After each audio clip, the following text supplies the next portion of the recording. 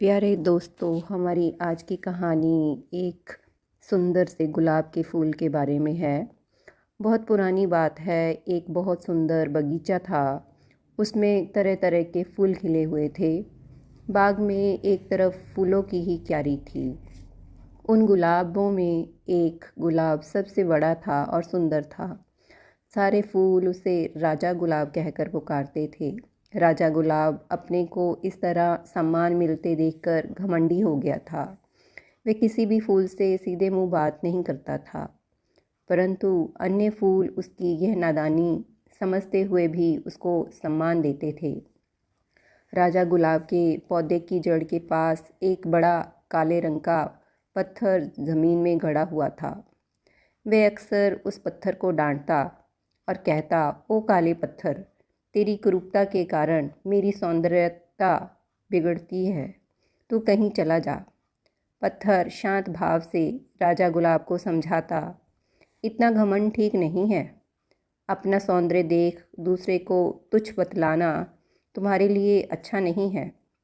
राजा गुलाब आगे से अकड़ कर कहता, अरे कुरूप पत्थर, तेरा मेरे आगे क्या सामना। तू तो मेरे चरणों में पड़ा हुआ है। एक दिन एक व्यक्ति उस बाग में आया। घूमते घूमते उस व्यक्ति की नज़र उस राजा गुलाब के पास पड़े हुए काले पत्थर पर पड़ी। उसने वह गड़ा हुआ पत्थर वहाँ से उखाड़ा और उसको अपने साथ ले गया। अब राजा गुलाब की प्रसन्नता का कोई ठिकाना ना रहा। उसने सोचा, अच्छा हुआ जो यह भद्दा और गंदा सा पत्थर यहाँ से हट गया। इसकी करूपता के कारण मेरा सौंदर्य नष्ट हो रहा था। कुछ दिन के बाद वहाँ एक और व्यक्ति आया। उसने राजा गुलाब को तोड़ा और एक मंदिर में जाकर भगवान की मूर्ति के चरणों में समर्पित कर दिया। राजा गुलाब को वहाँ अब बिल्कुल भी अच्छा नहीं लग रहा था। वह वहाँ पड़े पड़े बाग में मिलने वाले सम्मान की बात सोच रहा था कि उसे अचानक हंसने की आवाज़ सुनाई दी। उसने इधर उधर देखा, परंतु वहाँ कोई दिखाई नहीं दिया। उसे आवाज़ सुनाई दी, राजा गुलाब, इधर उधर क्या देखते हो?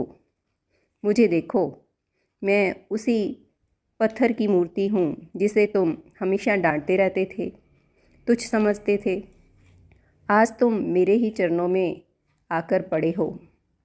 तुम यहाँ कैसे आए? राजा गुलाब ने आश्चर्य से पूछा।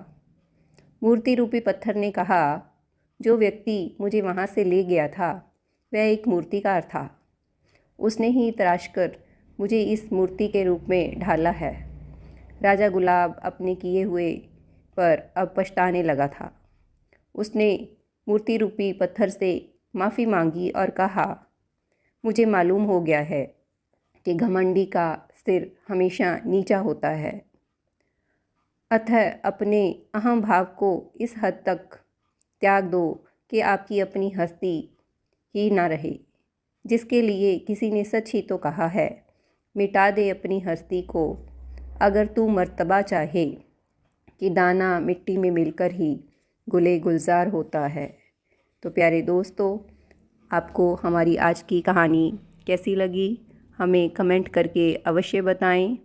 अगर आपको कहानी अच्छी लगी तो इसे लाइक और शेयर भी ज़रूर करें।